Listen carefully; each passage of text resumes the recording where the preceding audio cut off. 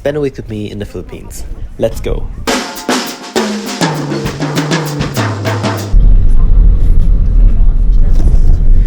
Today, we're going to the underground river. Exciting. What is it? It's an underground river. What's an underground river? Starting off with a pedal boat tour in the Mangrove, where you get allocated a guide per boat. They will point out and explain the different types of mangroves and animals along the river. Along with the Mangrove boat tour, you can opt in for the zipline, which is what we did.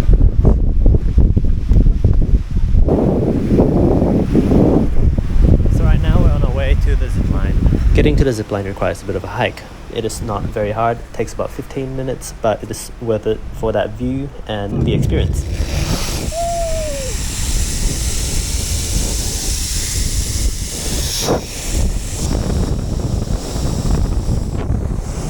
After an exhilarating zipline and the boat tour, we are taken to a restaurant for a buffet.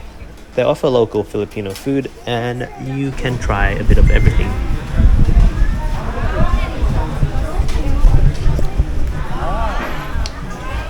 We are eating at a buffet. What is it called? Because I don't know. Sabang restaurant. After your bellies are full, it's time to head onto a boat and head to the national park where the subterranean river is. This is our first boat ride on the trip, so we were very excited, as you can see.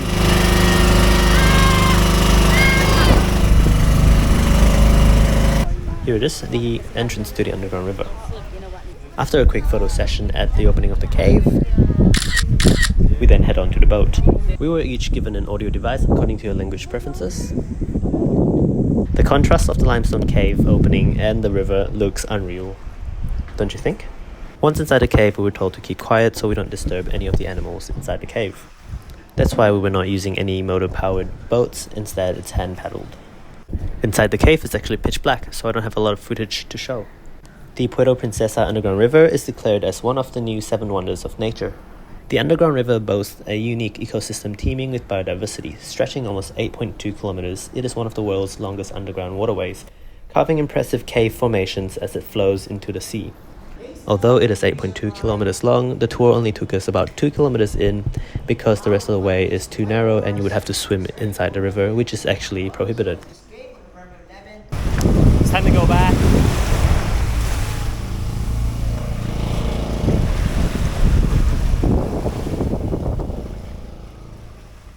On to the next day, we're going from Puerto Princesa to El Nido. It'll take around 6 hours in a van, and this was one of the worst rides of our lives. It was cramped, really hot, and a kid was crying the whole way through, and motion sickness at the back of a van was going strong. But we finally made it. I went straight to the beach to try to get a glimpse of that sunset, but I was a bit too early. So we went for a stroll along the main marketplace and then stopped at this street vendor to have some local snacks. Sorry, that's obviously hot dog. That's kikiam, that's... Ano po to, kuya? Fishbowl po. This is fishbowl, and this is pork. Essentially traveling for a whole day, so we called it a night early, and now we're heading to Tour C.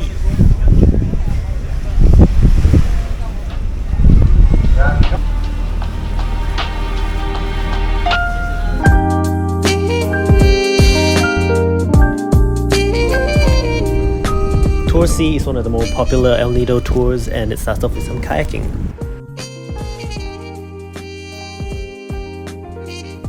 After kayaking, we go to the next spot where you swim through this opening into Secret Beach, where you can swim in the clear waters or just soak up the sun.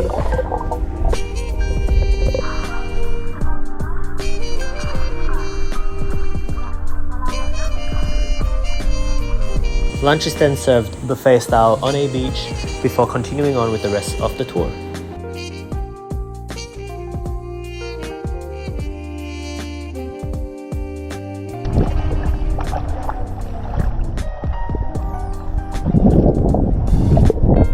We're now at Hidden Beach. It's now time to cool off and go snorkeling with the fishes.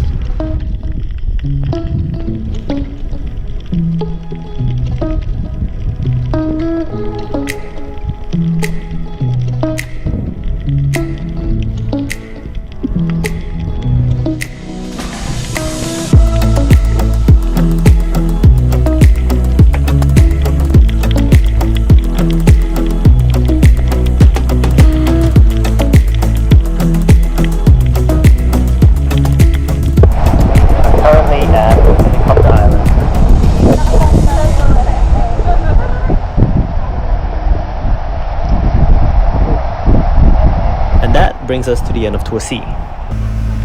The next day we did Tour A with Hacky Life, and that's their El Nido island hopping adventure, which includes 7 Commandos Beach, the Big Lagoon, and Antalula Island. The first stop on this tour is an island where you can just relax, play some volleyball, get some drinks, and just chill out for a bit before starting the day at Big Lagoon. Big Lagoon is one of El Nido's top tourist spots and is popular for its breathtaking natural structure as seen from drone shots to kayak views in several movies and postcards. It is known for its wonderful rock formation and clear blue waters, where you can kayak or just swim around and soak up the natural beauty of the Philippines. It's worth paying to kayak the lagoon because it was such an experience. Just make sure to wear sunscreen and sun protection because it's around noontime and the sun is at its peak.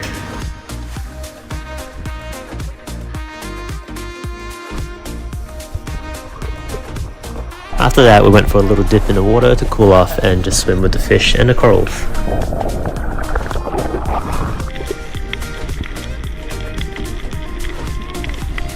The tour with Hacky Life comes with a photographer and they'll take photos of you throughout the day. Before the end of the tour, we went to an island for some downtime where you can play volleyball, have some drinks and just have a chat with everyone else on the tour.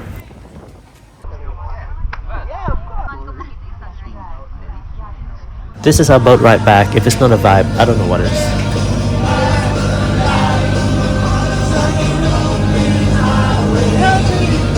Then everyone started dancing on the boat.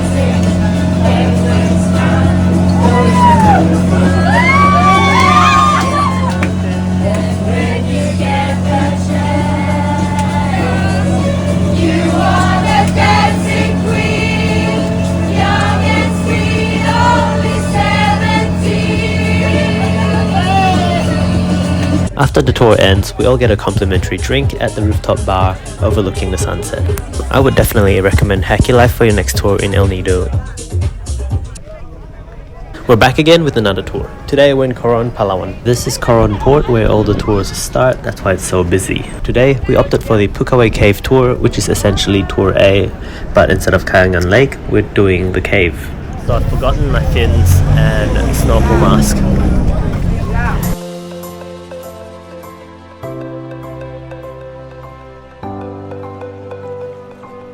Starting off the day with a bit of a swim.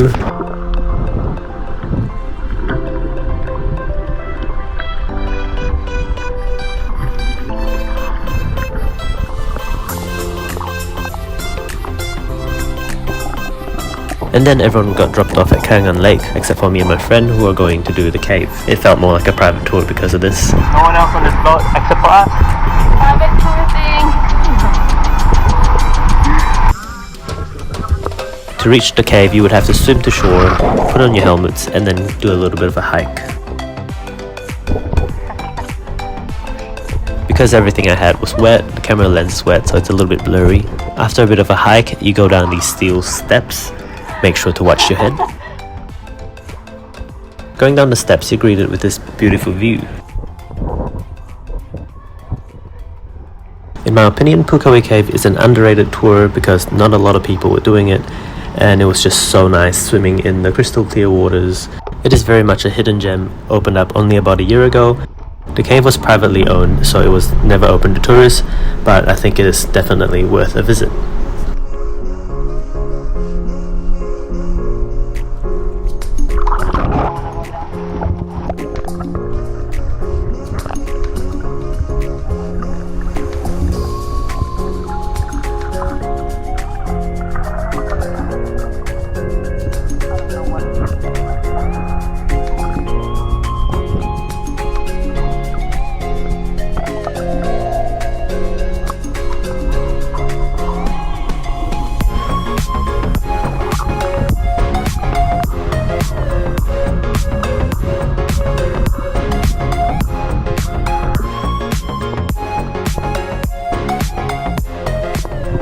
And then it's lunchtime. Back to a beach we go, and our food was brought out on a little kayak, which was a sight to behold.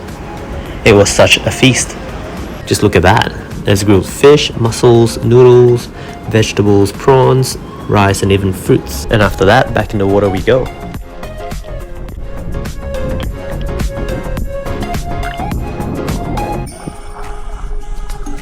tried to look for some turtles, but we're not in luck. But the next day, I found Nemo.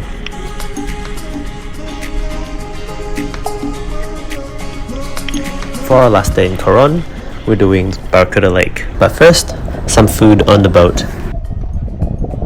Then we went swimming with some fish and checking out an old shipwreck.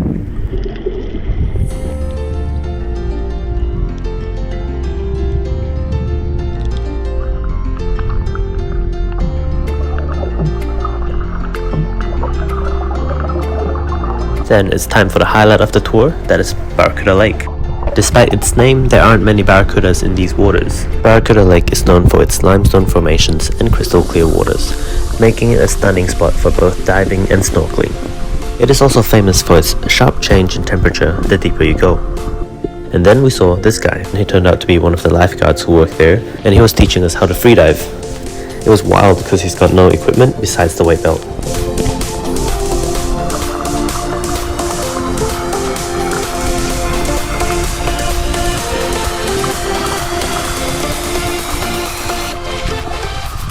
It's now the next day and I had to split from my friends. It's time to go to Cebu City and back to solo traveling. My next stop is not actually Cebu City. I went straight to Moalboal by taking a bus. I spent that day just recovering, so I woke up quite early the next day, around 6 a.m. So it's just past 6 in the morning in Moalboal. I have decided to go for a sardine run. I'll show you what it is later. Boy, was I not disappointed.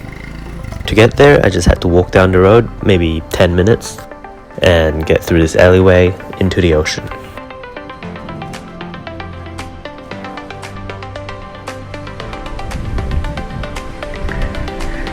It's so cold at 6 a.m. Just put on your gear and go straight in the water.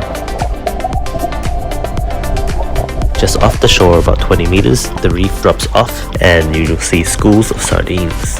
It was so much fun to move all these fishes.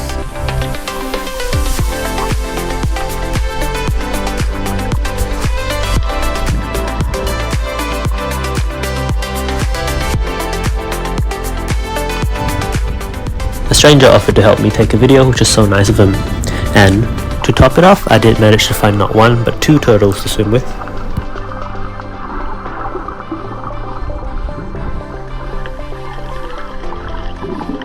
I spent maybe half an hour just folding this one turtle. It was so peaceful.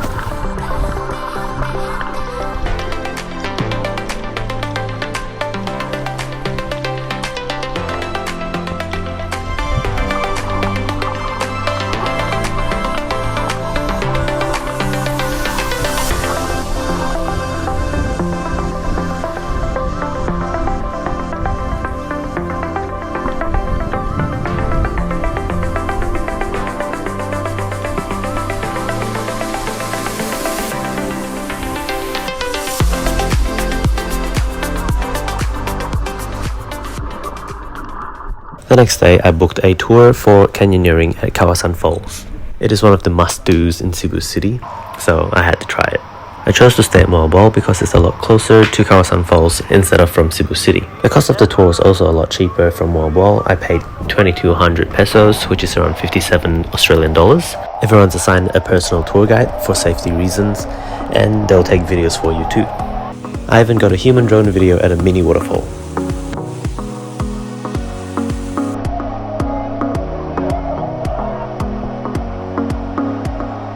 There are even a few food vendors selling street food in the middle of the canyon.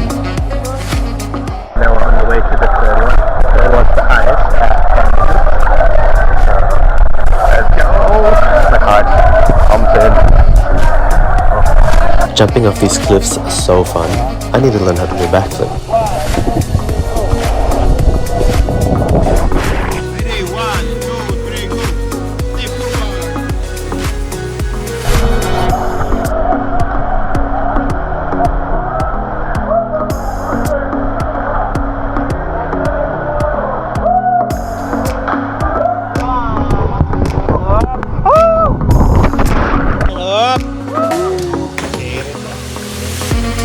Kawasan Falls is a 3-stage cascading waterfall and one of the most beautiful waterfalls in the Philippines. I would highly recommend this tour if you enjoy being outdoors, thrill-seeking and the adventure aspects of it. After the tour ended, I went back to Moalboal and rushed to the beach, just in time for the sunset. The next day I took the bus back to Cebu City and the first thing I did, went to the House of Lechon. I'm gonna try to beat the queue. Here we are.